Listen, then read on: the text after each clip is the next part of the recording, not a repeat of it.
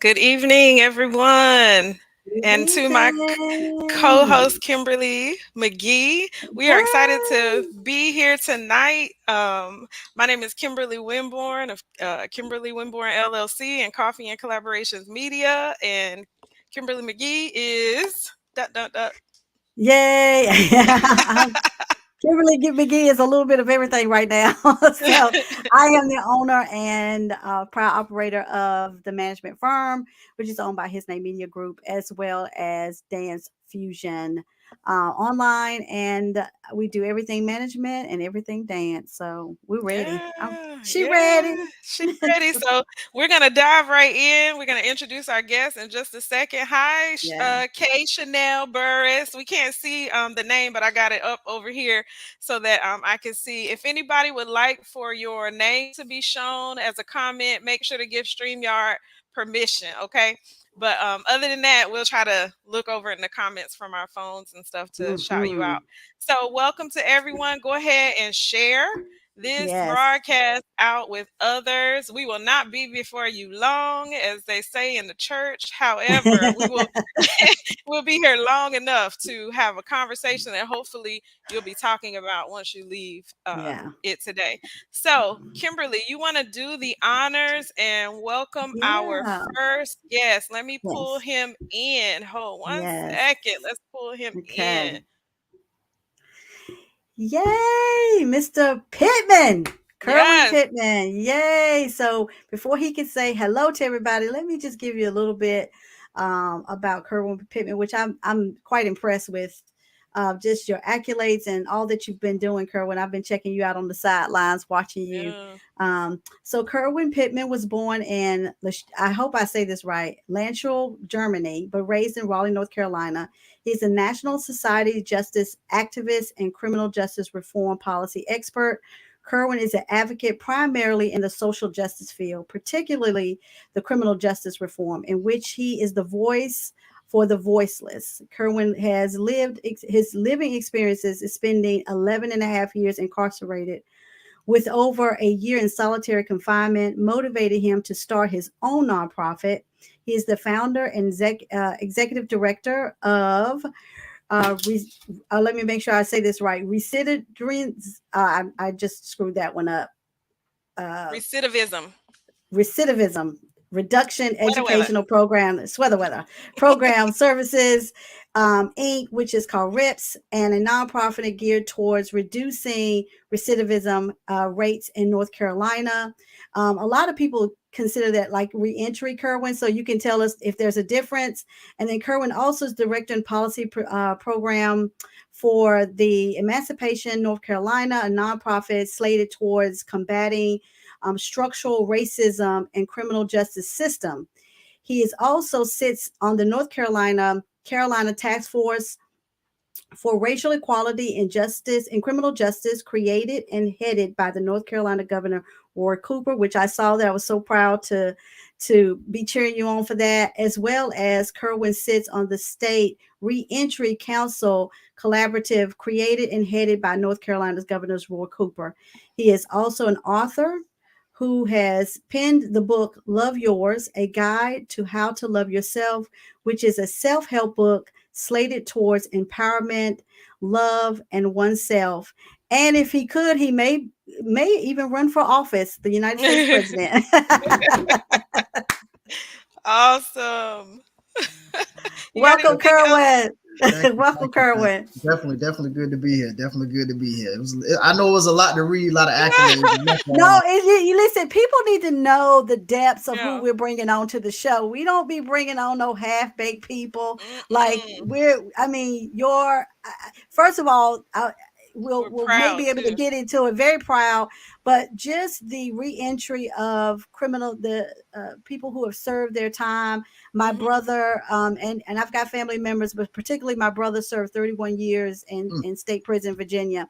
So the criminal system, the issues of criminal system, the privacy, the the money and the greed behind prison systems, and it being in the public, not run by government but also ran by private sectors. I have a big feel about that, so I would love for us to talk about that at some time, getting you back on here. Okay, definitely sound great. And I definitely would love to talk about it as a champion for reentry. Prison reform, criminal justice reform, but also sprinkled in hopefully at one day being abolitionist vision. I Mm, would definitely love to speak on that. Yeah, that'd be absolutely. great. We'd love So to have you back for that conversation. and glad to have you back on the Coffee and Collaborations media platform because you were on a panel back in 2020 with Al Howard and myself, and that was such a great conversation. And I mentioned then that I would be pulling back on you, and you were like, "Yeah, let's do it." So glad to have you on, and so we don't want to leave Elton in the back too much longer. Let's introduce our next guest, who has been on here several times, and obviously we love him. And so we have I asked him love to y'all. return. Elton Benjamin is an internationally recognized pioneer in design and audience engagement who launched his career in 2000 with his first design job with Hardee's Food System. He was seen as one of the youngest Black creative entrepreneurs in the advertising field. And since then, he has been at the forefront of graphic design, marketing, and branding. You guys know that he is our main guy with Coffee and Collaborations Media. Through the years, he's created imaginative and unparalleled public appearances that bring audiences together to explore, learn, communicate, and collaborate. His 20 plus years of experience is what he brings to the table, which has allowed him to help many with their initial and continued marketing success. Elton says that he is Black history. I love that because he's changed others' lives for the good. And there are many who say now I can do it because I saw Elton do it, which is so many of us, our desire and our goal on this earth to be able to bring somebody else along. He's mentored and taught many and still looking for more to coach. So we are excited to have Elton Benjamin, the Elton Benjamin, Elton the I, on the Wow. platform today to Me. have this conversation. That's all me. Okay. That's all you. I'm like Mr. Pittman. I was even looking at behind me. Who's she talking about? Love Y'all it. are so funny. Really. Thank you. I am pleasure to be here today. Thank you guys for this platform. Thank you guys for talking about something that we really, really, really need to talk about and dive into. So Yeah, I'm really, absolutely. really, really. I've been waiting on this for a while. So Wow. Okay, well yeah, let's dive. let's go. Let's Let's get dive. it. We're gonna jump right in. Okay, so let's explain what a drip is. So basically, it's a short of we take a topic and we talk about it outside of the show. So it's like a bonus episode. We usually try to do it within 30 minutes. Can't promise you guys that tonight, but we're gonna do our best. We're already at 6:10, so but we're gonna do our best. But the purpose is to highlight a topic and or issue that needs to be highlighted, and usually it's one or two of us that lead that. So that's what a drip moment is. If anybody was wondering why does it say drip moment, what is a drip moment? This is something that Love and Flow created, and I love them. And so let's get started. I want to ask this question to start the show off, and then we'll start with Kerwin giving us our first answer. Why is politics so hard? I'm glad. Yeah. That is politics is hard because you have people in it, in all honesty, that make it hard, right? And of Mm. course, when you have the wrong people in position of power and particular groups supporting the wrong people, that's going to make it super hard. It's going to be hard for everybody, especially the working class. And what I mean by that specifically is, for those legislators in North Carolina, right, at the General Assembly, their salaries are $13,000, right? So they're getting paid $13,000. So the average working class citizen cannot work full time at the General Assembly being a legislator. Why? Because they can't live off of $13,000 a year. That means they have to go to a regular job and will have to be at the General Assembly doing the job of legislating and looking through different laws and proposals and different amendments to proposals, which is a lot. And so it has been a class and a system that has been set up only for the elite to be able to engage in, because they're the only ones that can indulge in a $13,000 a year job, because they got buku money on the side. And so politics become hard when you make it hard for the working class to get engaged and stay engaged. And there's other ways that they've been doing it: voter disenfranchisement, and the list rolls on, for sure. And I know we're on drip, so I'm gonna try to keep my answers to a drip. That was a powerful answer, and it's probably unexpected from a lot of people taking that sort of viewpoint on why politics is so hard. Elton, what's your take on that? Oh wow, here we go. I don't know if they're gonna shut y'all down after this. Go for it, Elton. Oh my short answer is rich old white man. Rich old white man. No matter what we want to happen at the polls, no matter what we want to happen when we vote our person in, it matters on where you always follow the old money. Like we can get, like Ukraine and Russia having a war, right? A despicable war, but they came together. Russia said, okay, we're not going to mess with that. We're going to renegotiate and reconnect with the grain system so it don't affect the world, right? So we have war, but we're still able to negotiate and make deals and stuff with them, right?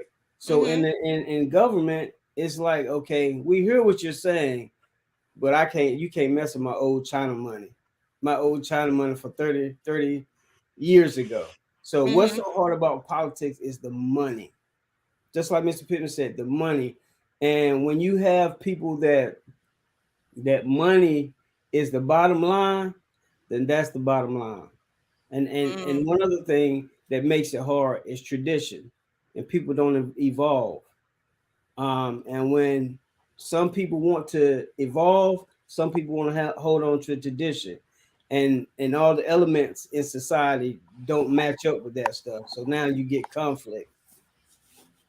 So I think that's why politics is so hard. Kimberly, I'm gonna quote Hillary Clinton. You look like you were on the edge of your seat. I am. I want to quote Hillary Clinton: "If you don't pay, you don't play." Right.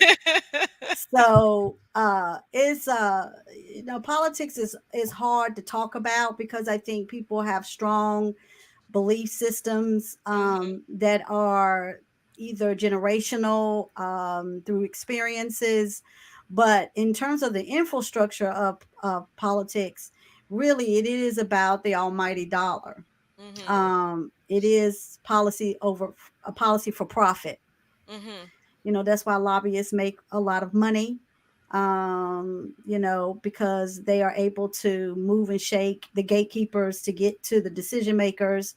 It goes back to what Kerwin said, is that I think the belief of and I use founding fathers with a very soft tone because I have a whole theory about that whole concept, but the initial founding concept of our infrastructure, of our judicial system, our electoral system, it was structured for a reason.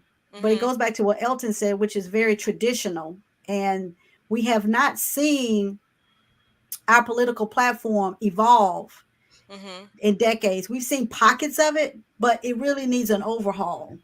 We've got old money in there on both sides. People who should not be serving 20-year terms as in the House or the Senate, because they get stuck in their traditions and their concepts and their ideas. They become money makers at that point, and so their constituents really aren't their core, not part of their core value, in my opinion. I think it's really about status, power, and position. Yeah. Yeah, and I think that I agree with all of you all, and I think that politics are so hard because people have an issue with conflict. And we don't have strategy for resolving conflict. Our way to resolve conflict is to fuss, fight.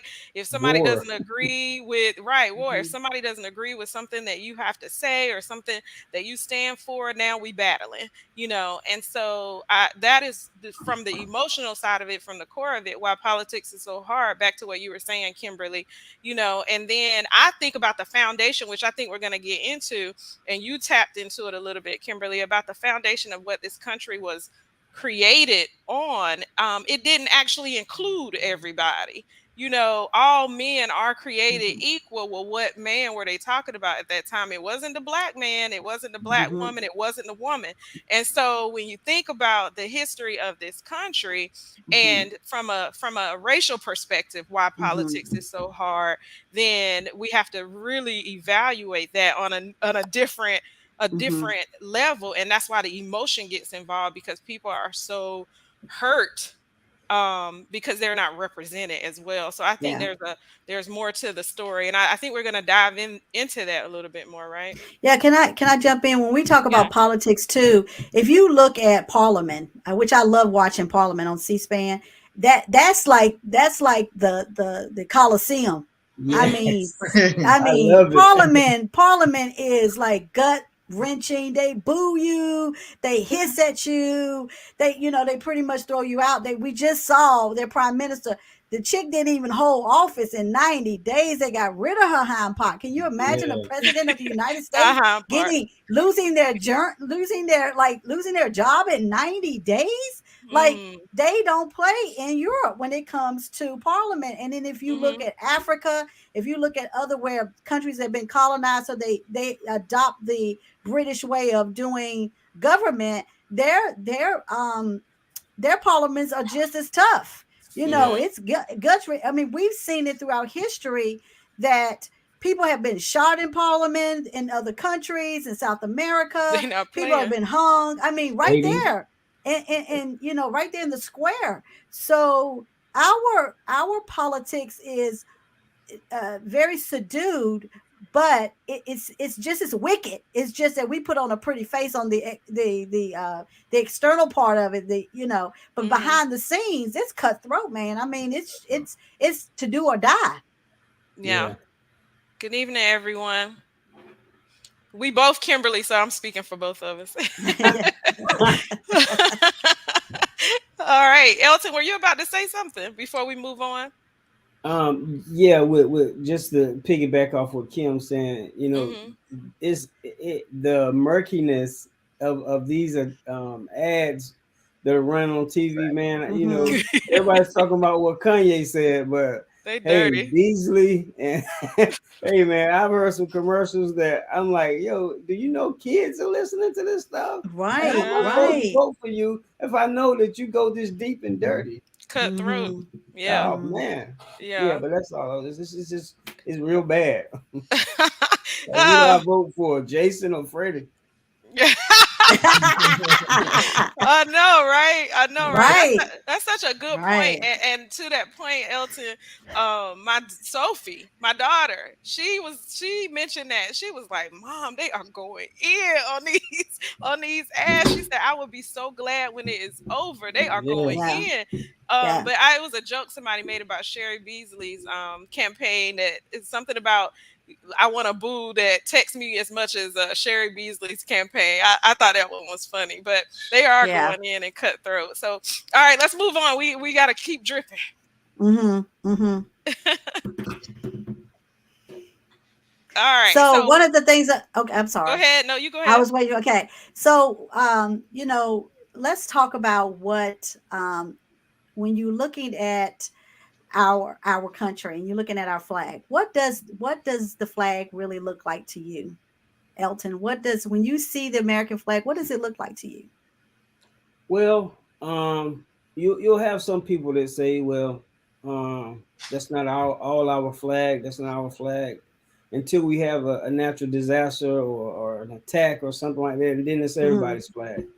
That there's a lot of stuff wrong with our flag, uh, what it stands for, you know, who made it and everything. But I'm glad I'm not in another country. I'll say that. I'm glad I'm not in another country waving their flag. So I think it's one. My daughter asked me. I picked her up from dance class the other night, and she said she had a debate with somebody whether she should, pledge allegiance to the flag. And and I told her, I said, really, baby, where we're at right now, that people are majoring in the minors. And I think of the flag, I think it's so much other stuff that we have to attack that's more at the core than the surface of a flag. I think it's so many things at the core that we need to deal with, like character, other than spending our hours fussing about a flag. It probably won't ever change. But your character, that'll take you forever and ever wherever you want to go. Right. Right. Kerwin, what are your thoughts? So mine's somewhat similar to the brothers, and so when I see the flag, though, in all honesty, I think of slavery. I think of the historic meaning and the historic value when this flag was kind of came together and it was formed. And I think about the country and how the country was built off of the labor, particularly off of the backs of those who were enslaved. I think about me being just as impacted and just as involved in what they actually mean is going through the criminal justice system. I think about being, and the reason why I hit on and hone in on that point is because for a long time up until recently, if you was on post-release parole probation, you couldn't vote. You couldn't even register to vote, right? But I was still getting taxed. So I was thinking of taxation without representation. You was taking my money, but I couldn't be, my voice wasn't strong enough to be included. And so when I think about the flag, I think about all these things combined. And but though, like the brother said, when a natural disaster happened, you think of everybody tending to pool together. But we still have to remember the ugly undertone and underbelly, particularly of this flag and what was happening at the time of migration and what's happening now. And to be frank with you, because a lot of the stuff that was happening then was kind of overt, and a lot of the stuff now is kind of covert and masked in different types of ways. And so I always try to stay grounded in the historic perspective of what things mean and the symbolism of what things mean to me. And that's kind of where I'm at when I see the flag. And every time I see it, not that I cringe, but in all honesty, I don't feel like it's my flag. In all honesty, I feel like I feel like I'm over here. In all honesty, and not to say that any other flag in any other country make me feel like more welcoming. But because I'm still dealing with the real ramification of racism, white supremacy today. When I get pulled, when I leave out my house and the law enforcement get behind me, I get nervous. Why? Not because I'm doing anything, but because I'm a black man in America, and I know that the flag of this symbol, a lot of people on their campaign is saying we're gonna overfund the police, and I know that if you overfund the police, that means more police, and I might die at the hands of more officers. So it's a lot to unpack in it for me. Yeah, and that's real. That's real. I was gonna say, what about you, Kim? Well, I was gonna say, what about you, Kimberly? What do you when you see the flag? Hearing both of these answers, and thinking about how I see the flag, I have to go back to childhood, honestly, because we do evolve and we do go through experiences in our lives that shape our views, right? And like Kerwin just talked about, when the police is behind him, how he feels as a kid, you might have felt different, right? You might have felt safety, you might have felt whatever, but as you get older and you have experiences, it changes that. So for me, it's sort of, I'm sort of in the middle. I'm proud, I'm still proud to be an American, right? But I hate that my America does not serve the needs of all people as I was taught and learned in school. I really ate that stuff up in school. The Constitution, the freedom, all of that stuff. It wasn't until I began to dive into history that I began to have a different view of not only what the flag represents, but who I am to America. And so I have to say that I'm sort of teeter-tottering with what it represents, because it's not just one thing anymore. And that I have to be honest with that. It's not just it's not just the one thing anymore of hope and freedom and all of Mm-hmm. that, because of the persecution and the oppression and all of that that has been attached to the flag. Yeah. You have two different Americas. We have Yeah. two different Americas. We have an America for, back to Kerwin's point about white supremacy. I mean, we have an Mm-hmm. America for the dominant, and then we have an America for the minority. And Mm-hmm. it's two different stories. It Yeah. honestly, it's two different stories oftentimes. And so I had to get real with that, and then began to sit with that in my journey, which I think is a reason why I'm speaking more about it. Yeah. Where I used to just happy go lucky, in my ignorance, you know. Yeah. And so yeah. And Uh, I, well, I'm Go sorry. ahead. Go ahead, Elton. Go ahead. And like you're saying, it's like a double-edged sword. Like, you know, when you've been a part of the experience, people can, when you've been part of different experience. Like I remember one time, I was coming home and crossed over a track, and there's 15 policemen right there, and everybody Mm-hmm. got a shotgun on me, telling me to get out the car, Mm, right? And I'm scared to death, shaking, hand on the steering wheel, telling them that I'm not the guy that they're asking for. Guy, police come to my door with the shotgun drawn, Mm-hmm. and I'm asking him, "Can I get my ID?" And I'm shaking and I'm crying, right? mm-hmm. So if I'd have took that position to tell the police what I know and what I found out on the internet, you see what I'm saying? Yeah. Mm-hmm. Mm-hmm. Yeah. So I think in our vilification of everything, sometimes we have to stand back and look at the whole situation. Yeah. You see what I'm saying? Yeah, we I do. don't believe in defunding no police, because when I call the police, I want the police to come. I don't want to be scattered where they have to choose this, choose that. And there's some bad apples everywhere in our Mm-hmm. family, in our work life, in our business life, in all of that. So, and I don't want to get into the point of vilifying everybody just because I think, oh, your ancestor brought me over on the slave ship. Everybody is not like that.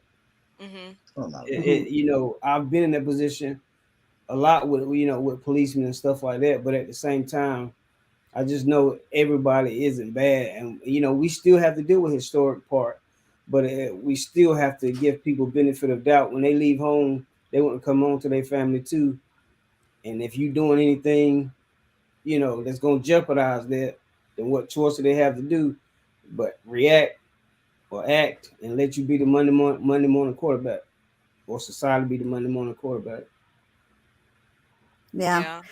I like to, while we've got one answer here about what the flag, it would be nice to know what our viewers see the flag for themselves. And while we're doing that, we've got one right now. I think that's your wife, It is. Mr. Benjamin. It says the flag Oh, representation is a free America, but if the white American never got their freedom from British, as African Americans could still be in slavery.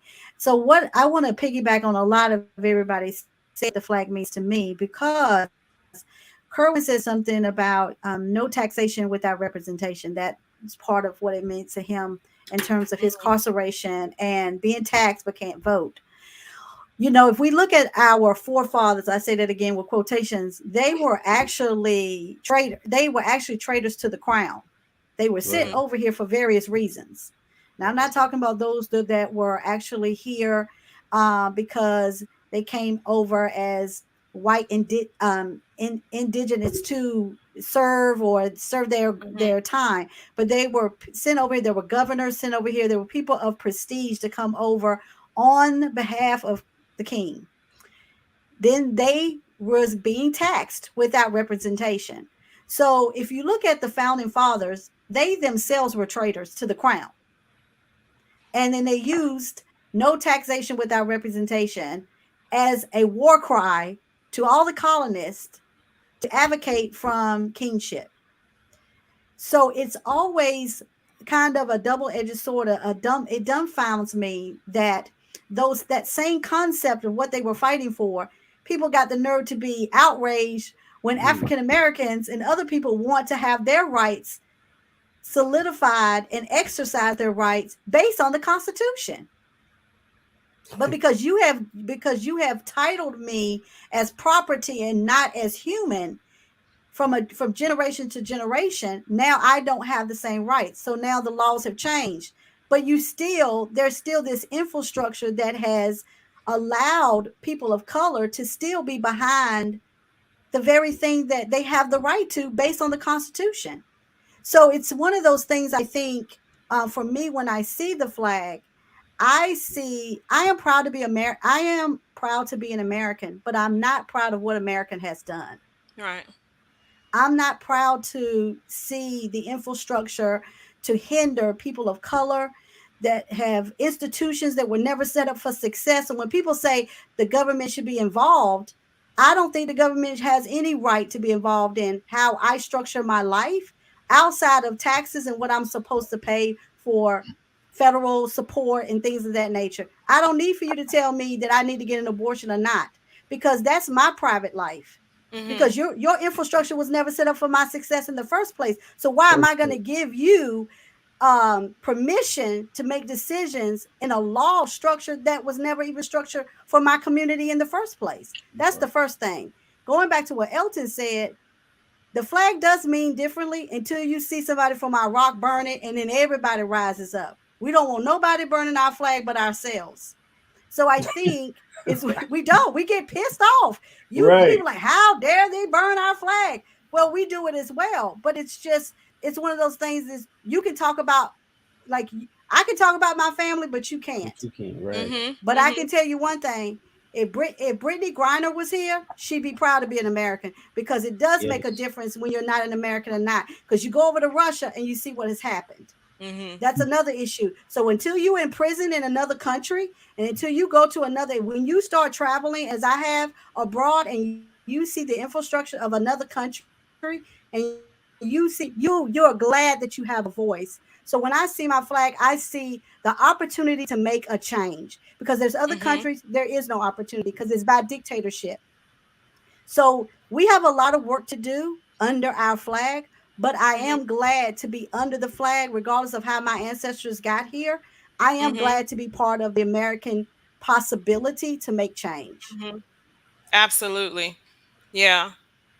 Absolutely. And there's there's the word identity that makes me think about, because as an American, I like I said before, totally um feel proud to be an American, although I have, some issues with America, as I mentioned. Right.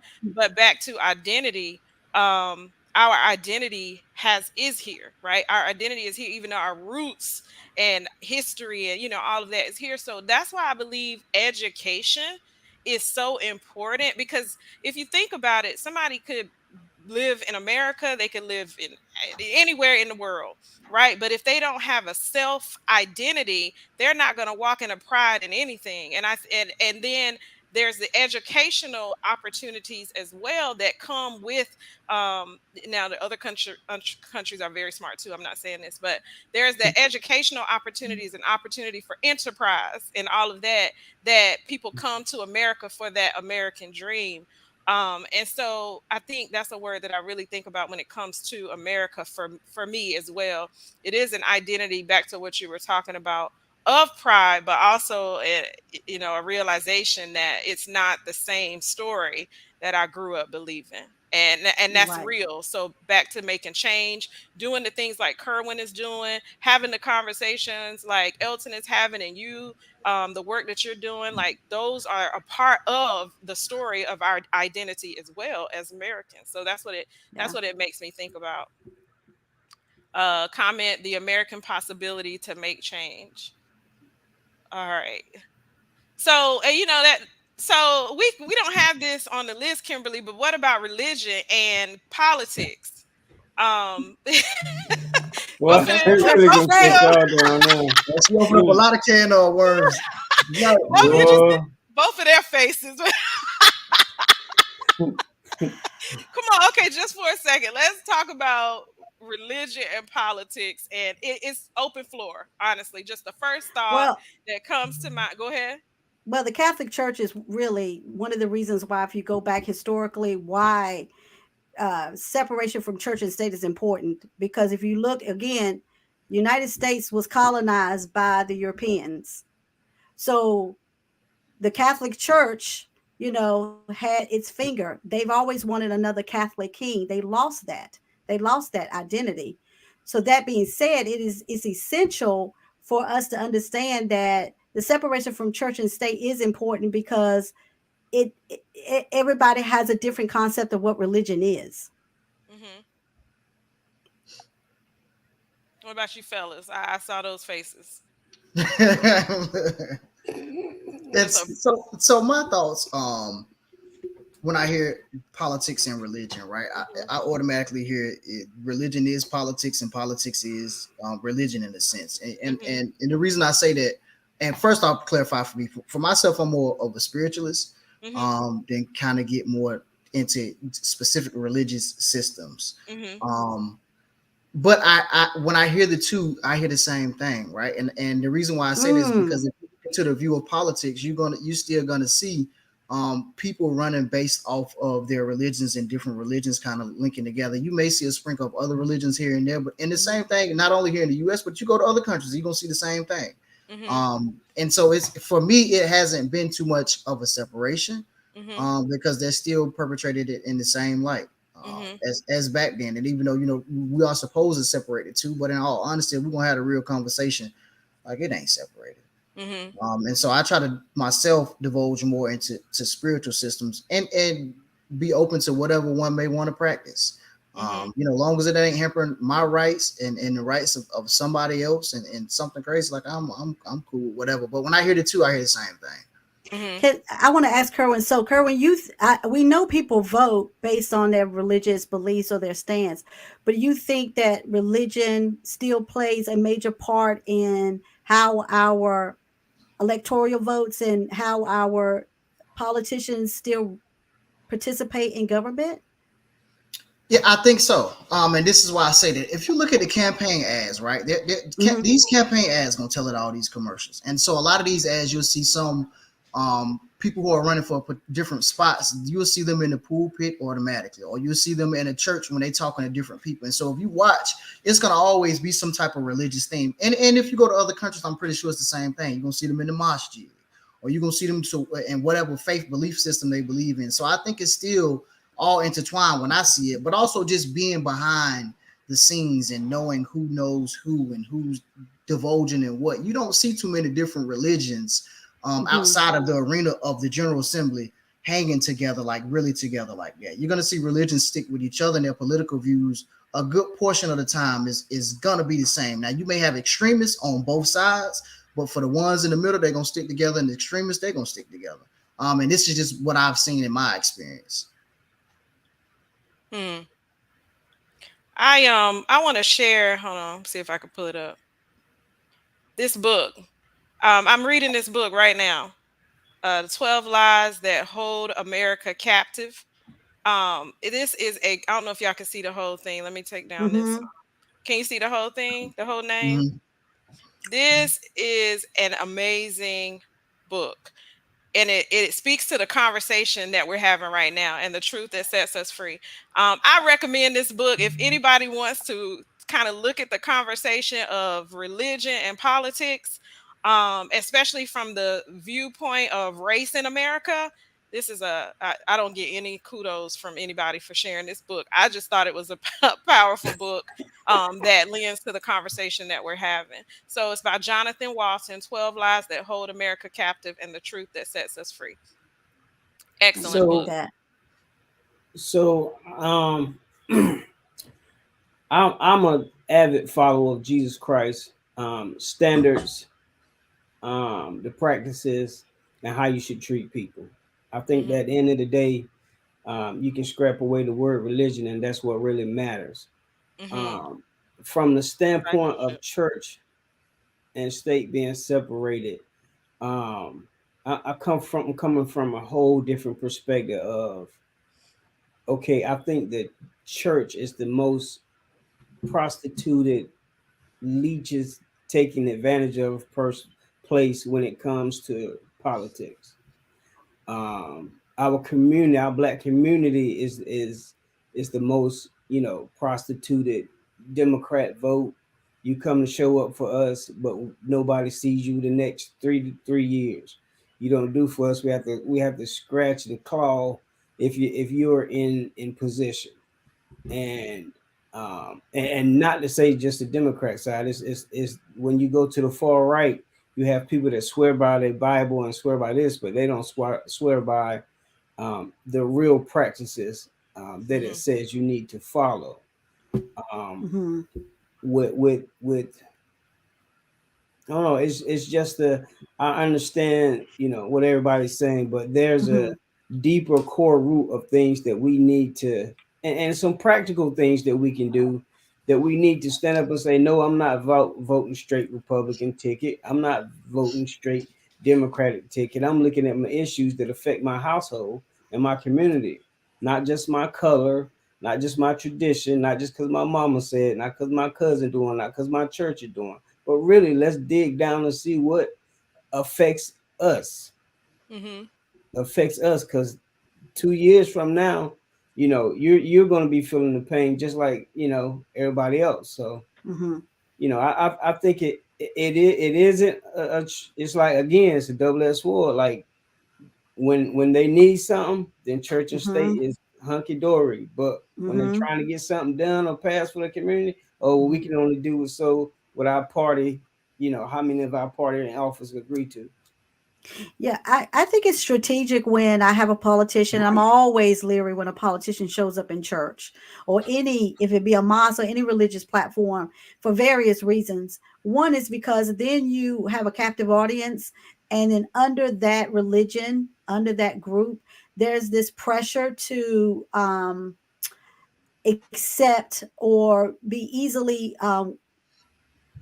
weighed and wooed based on your surroundings. So if I'm going to a church and I have a strict policy or a strict moral compass about this, and then I have a politician comes and I have a pastor who I adore, or I have a leader who I adore, and I really respect them and I really trust them and I trust their opinion, I trust their voice, and they're pushing this agenda. Now your agenda is going to could absolutely sway my compass. And I have an issue with that. So I have an issue with pastors allowing politicians come and play any role, even if they are part of the member of the house that they worship at. There is not, in my opinion, there is no room for that. There's no room to recognize that either. Do that outside um, of your own platform. I do have a Mhm. major issue when I see pastors support that. And again, I don't care if they're members of the church or not. I think it's just a way of strong using your strong arm, using your influence to move people in the way you want them to move. Even if you are educating them, I think we can educate people on both sides of the aisle. But I have a problem when it's only directed in one direction. Mhm. Gotcha. Yeah, I think that's a I think there's a lot of views. I know I have a lot of thoughts about that, but I don't know if we have time to Yeah. get into because that you just opened up another. To me, that's like another topic. Like the church and religion, but then there's that conversation about what should happen behind in the Hmm. walls of so okay, we'll Hmm. save that for like another for another show. But let's talk about inflation, you all. Really quickly, do you guys feel that from a business perspective, I'm gonna ask you, Elton, from a business perspective, is inflation a political game? We kind of talked about finances and money and all of that just a little bit. So to you, is inflation a political game from the business perspective? And then the question go to you, Kerwin, about community. Is inflation a political game in relation to community from a community perspective? We'll start with you, Elton. Well, if you remember what I said in the first question, my first answer, Mm-hmm. it goes back to the old white man who's in power. Whether it's the government, politics, Federal Reserve, that's what it lays back down to. It does affect inflation. Does affect a lot of politics, and not just not just people that we put in office. It affects, you know, like um, brother was saying, like, you see these ads on TV and stuff, but these TV ads have code talk, they have signals, they have suggestive thinking, and all those things control where you go, where you buy, how much of what you buy. So it's hidden. Inflation is hidden in a lot of code talk. Um, but my short answer is yes. Inflation is a political game. It's a political game, just like anything else is a political game. It's just bottom line and who's paying to play. Great answer. What's your Yeah, thought on that when it comes to community, Kerwin? I definitely feel that this the same way. When it comes to community, inflation is definitely a political game. You got three different classes, right? So we know that inflation is going to hurt the lower and the middle. Inflation ain't going to hurt the upper because the upper they getting gains off of this inflation, right? And so this is why you see, particularly in our communities, the prices of different things going up, but the pay is staying the same, right? This is why you see a fight so hard to fight for 15 to make $15 an hour, but we know that the price of living is going up every day, and so it's the marginalized communities that feel this the most, right? And to tie into the piece I was speaking on, particularly about overfunding law enforcement, right? When it comes to different things, to tie that piece back in, and what I actually meant by that is, when you invest in something and you see the style of this investment continuously not really working, or you're not getting the results that you're supposed to be yielding based off of what you're supposed to be getting, you're not going to continue to over invest in it, right? And so sometimes looking at different ways to reallocate resources down to community control and deal with social issues related in nature, it may be the best approach. And so it's kind of to tie in the same thing with inflation. Until they start looking at other issues to bring down inflation, and until the working class really have a voice and the lower class have a voice in inflation going up and inflation decreasing, and at these decision making tables, then you're going to continue to see inflation being a political game. Why? Because now I can get you to vote for me if you feel like I'm not going to make inflation go up, or if you feel like I am going to make inflation go up. And so when you hear the cry a lot of the times of defunding the police, it is a reallocation of resources, right? And not to just, and to hit the brother point, not to vilify law enforcement, because you do have some good people in every profession, right? But sometimes good people shield bad people in a lot of professions. And when good people don't speak up, we know it just emboldens bad people to continue to make these bad decisions. And so inflation is definitely a political game, as well as tie all of it is rolled in one big circle. And so especially for the lower and the working class, they always feel the brunt of inflation, and the upper class is going to always feel the benefits of inflation. And it's just been like that because they're not putting the right people at the table, which is the lower class. And we know why. I just, spoke on how much they made in the beginning of the segment to be a legislator to control some of the legislation that can kind of hamper inflation from happening, or to like steer it in a different direction. So it's all tied together when you look all into it. And so, yes, it is a political game. For the community's perspective, the low-level community, marginalized communities feel it the most. And I know that's a lot to take in. I can't hear you. It might be my computer. Oh, that's me. I had muted. I'm sorry. I said no. That's good. That wasn't too much. Kimberly, you want to add to that, and then we can go to the next question because we're coming up on the hour. Okay, yeah, I think we need to really understand. Inflation. It's oversaw by the feds, right? So, what does the Federal Reserve do? What's their job? Their job is to regulate the banks, to manage the country's money supplies. It's also to implement monetary policies. The problem, I think, that comes with the feds is that it goes back to who's running the feds, like who's running the Federal Reserve. And then it goes back to having it used as a pawn or a scheme during election time. And it's this teeter-totter of whoever's in charge kind of like holds the key to closing the door of an interest rates and then also having somebody. For me, I think if honestly, when it comes to our Federal Reserve, I really don't think they should hold any type of office.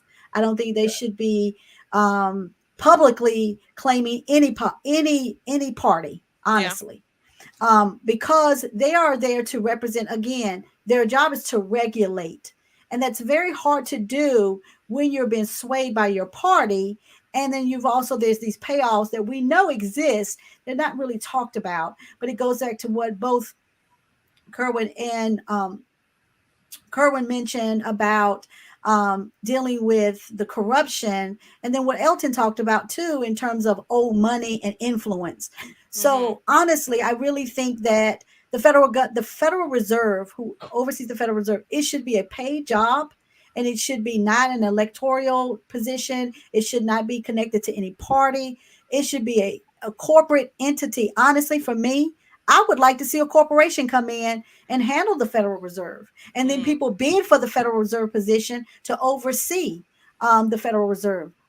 Politics is totally taken out of the Federal Reserve because, again, it's supposed to regulate. So that's where I would like to see it go. That's good. That's really good. And this sort of leads to our last question of the evening as we wrap up, because you were talking about parties and the Federal Reserve. Why does party matter? And are people of color moving away from the Democrats, becoming more independent, or what? And why is being black and a Republican so bad? So it's a couple of questions that we want to tie things up with this evening. Yeah. So let's go to our, let's see, where we're gonna start. Who wants to jump in? Let's just let somebody jump in. Go ahead, Kurt. It's He a started lot. laughing. So it's a lot to unpack in that particular question. I'm gonna put it up too so you can see it. Yeah, please do.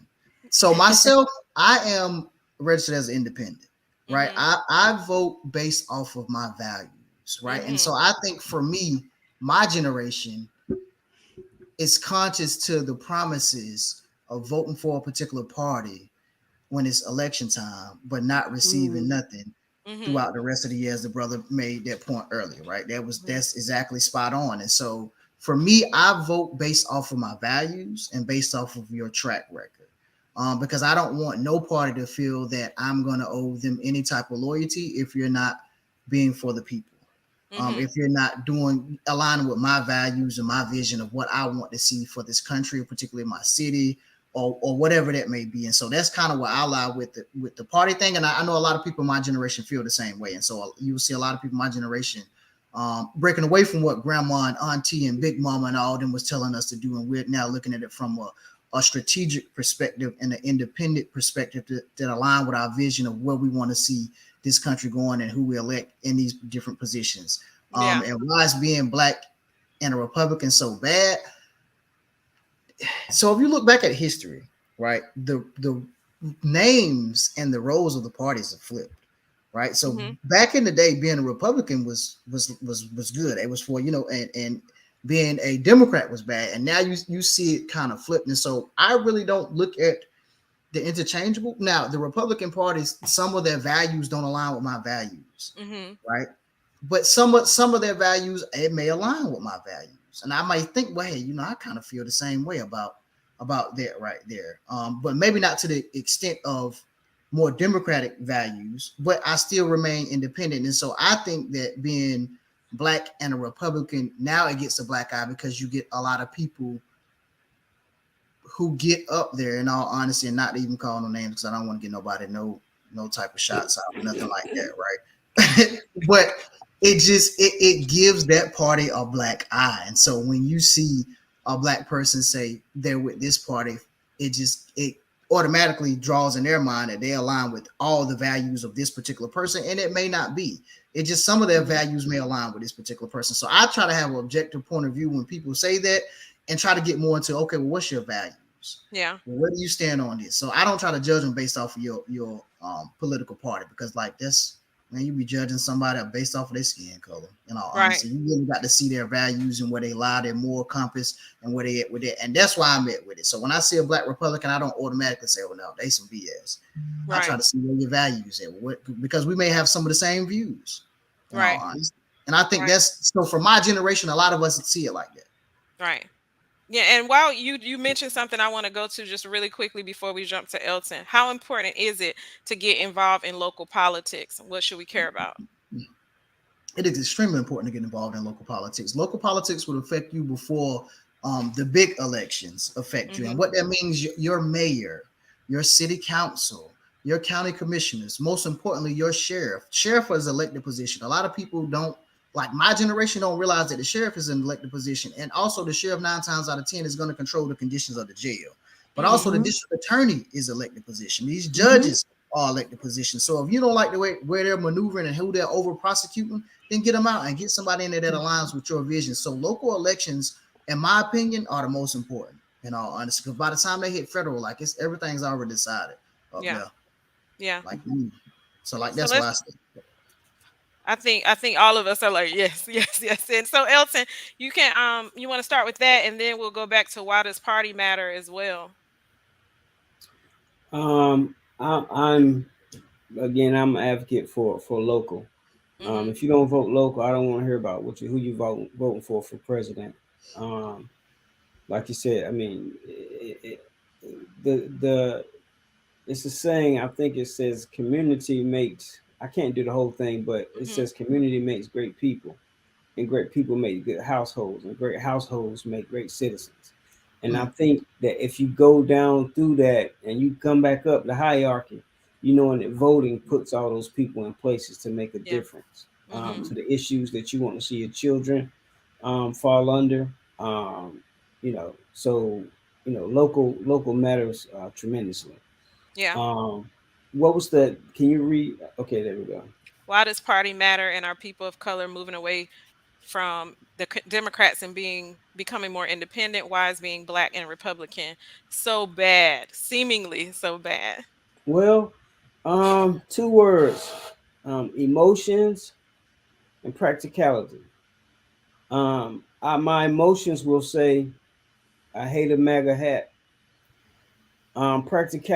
Practicality will say, "But I sure like those installment checks we had when it started."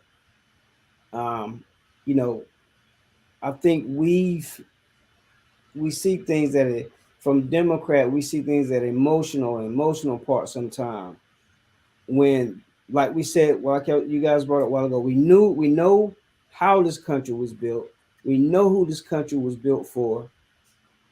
It was built more as an establishment of business and ran like a business. So if you and it has produced, we can't say this country hasn't produced and gained and did all this stuff, but I don't think it did it under an emotional ring. I think it did on a practicality, voting, um, and looking at the issues. Now, whether your person is in or out, that's the issues that you have to deal with. But I think a lot of black people are moving away from the emotional Democratic Party because you know you can't tell me for 50 years this gonna work and ain't nothing worked. Mhm. You can't tell me that okay this is the party to get behind, but every city that the Democratic is governor or mayor or something over, crime has went up, you know, so many things have affected the city. That's just numbers. That's Mhm. numbers, and not even numbers, you can see it.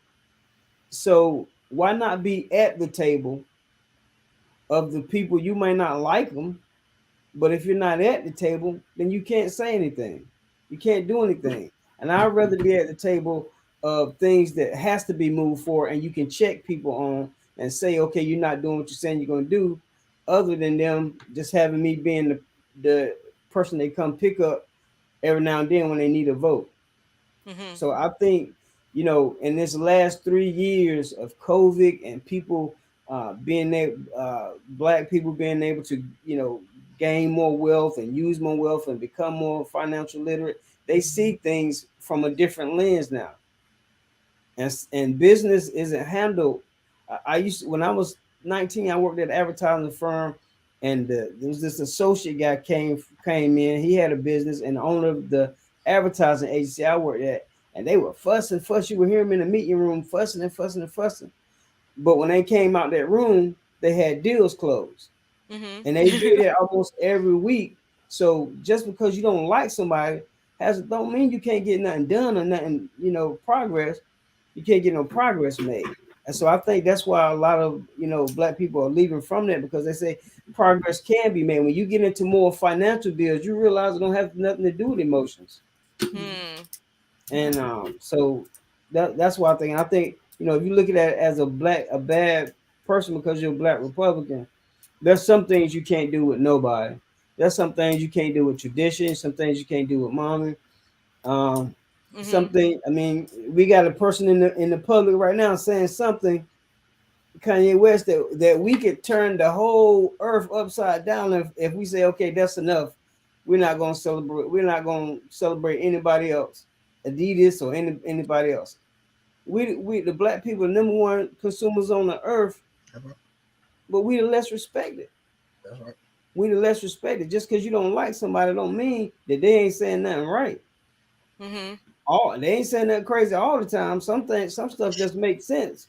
Numbers, you know what I'm saying? Numbers don't lie. Numbers don't lie. Numbers don't lie. It's just somebody got to be bold. Somebody got to be bold enough and maybe sacrifice something to say, okay, let's turn this around. Yeah. Kimberly, you have anything to add? I'm gonna put up this big I do. clarion call.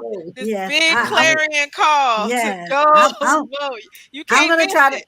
I'm going to try to go in as fast as I can, because here's what I want to say. I think that I used to be a Democrat until I was in college at Shaw University, and I had a science, my political science professor changed my whole world. Changed my whole world upside down, because I came from a Democratic fight for rights, vote, blah, blah, blah.